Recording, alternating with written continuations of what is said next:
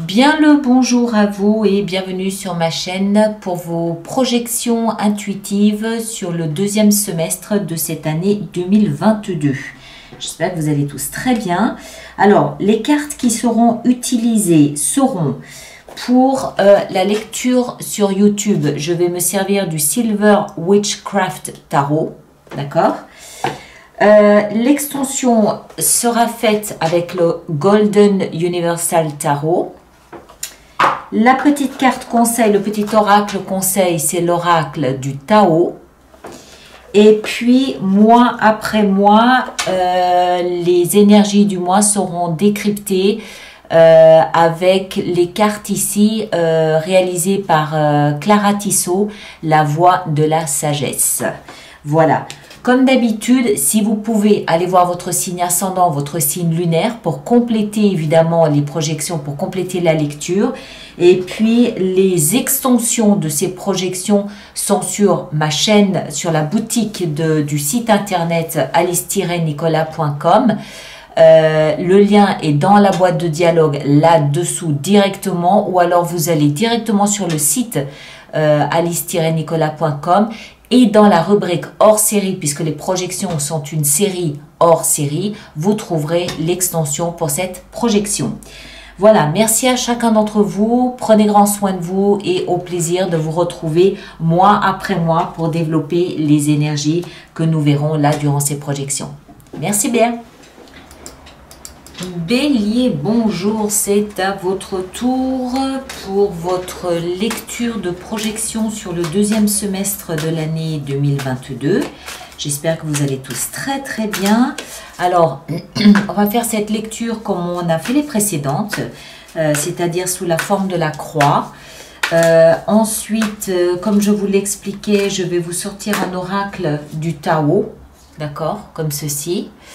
Et puis, je préparais l'extension parce que voilà, l'extension se trouve dans la boutique du site internet. Et puis après, je vous sortirai encore ici les arcanes majeurs de la voix de la sagesse de Clara Tissot qui représenteront chacun un des mois depuis le mois de juillet jusqu'au mois de décembre pour avoir un petit peu le squelette de cette prochaine étape de ce prochain semestre, d'accord?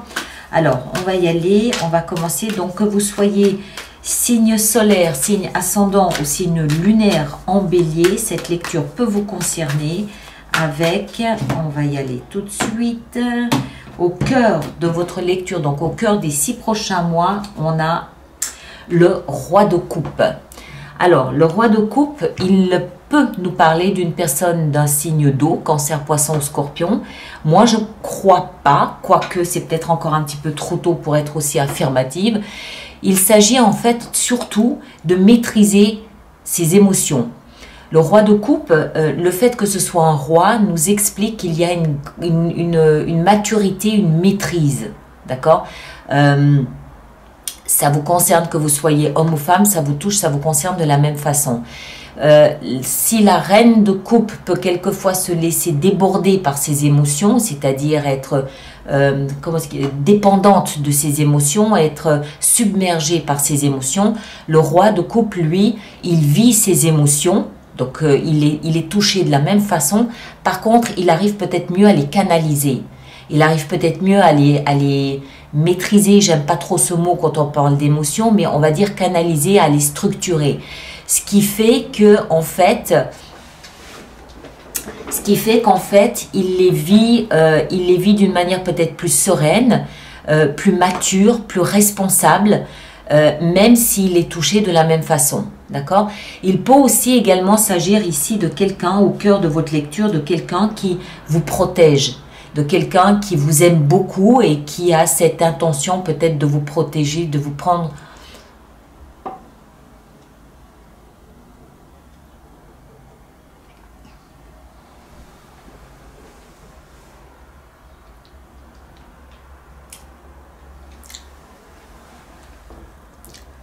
Voilà, le roi de coupe. Super.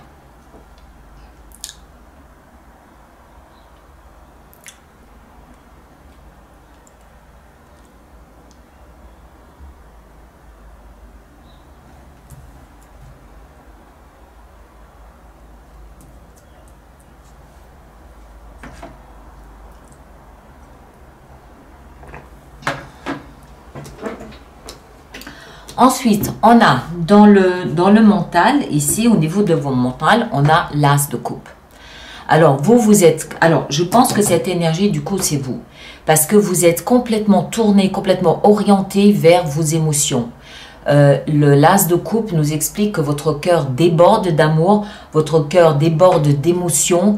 C'est dans la tête. Donc, presque vous pourriez fantasmer sur l'amour. Vous comprenez? Vous êtes ouvert mentalement à l'exploration d'émotions, à l'exploration de l'amour, à quelque chose comme ça.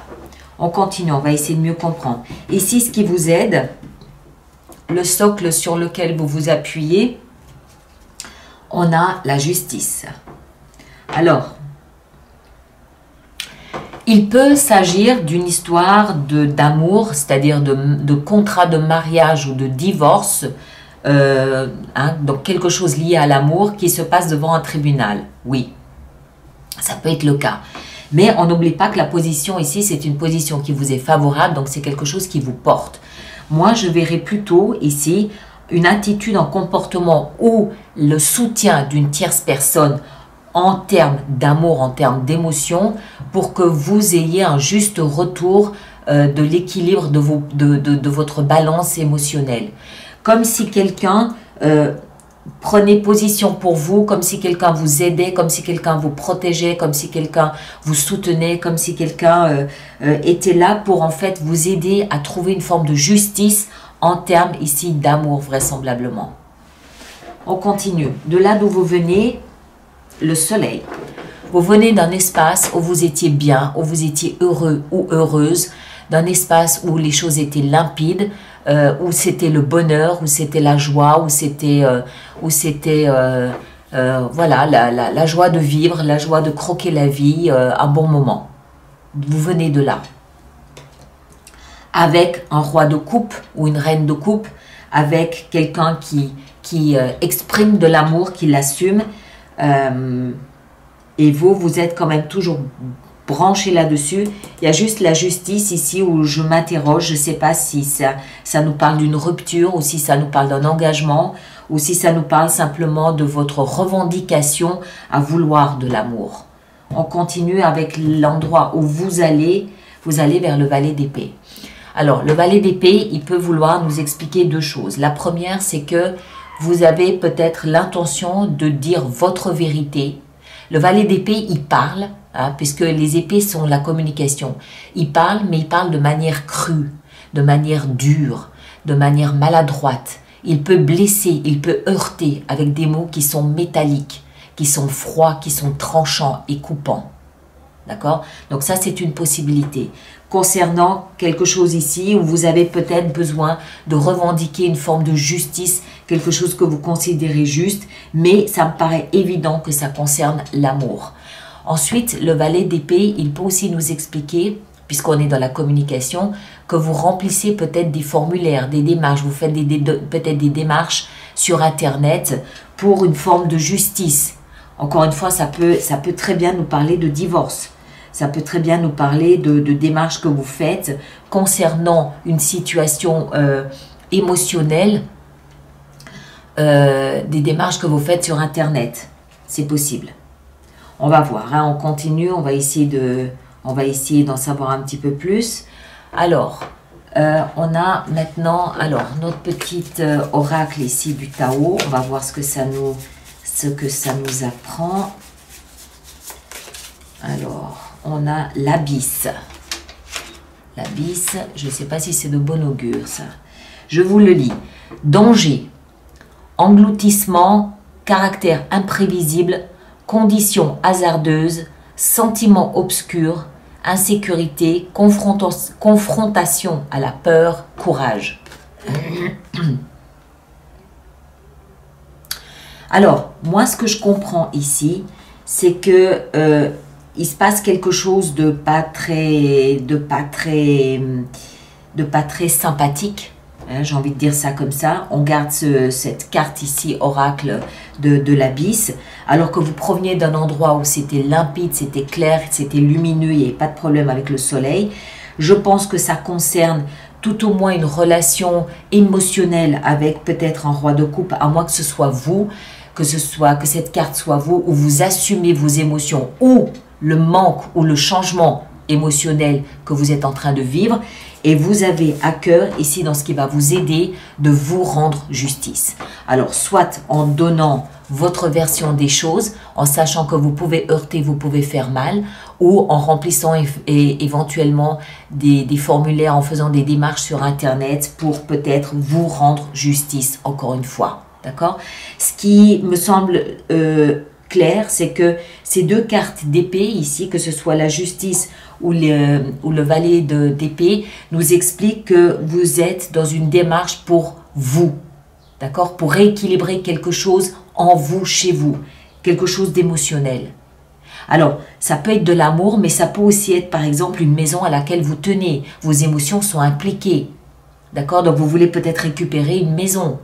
Ou vit peut-être, je ne sais pas, je vais dire n'importe quoi, votre grand frère. Et à ce moment-là, vous voulez vous battre pour récupérer cette maison parce que vous y êtes émotionnellement fortement attaché. D'accord?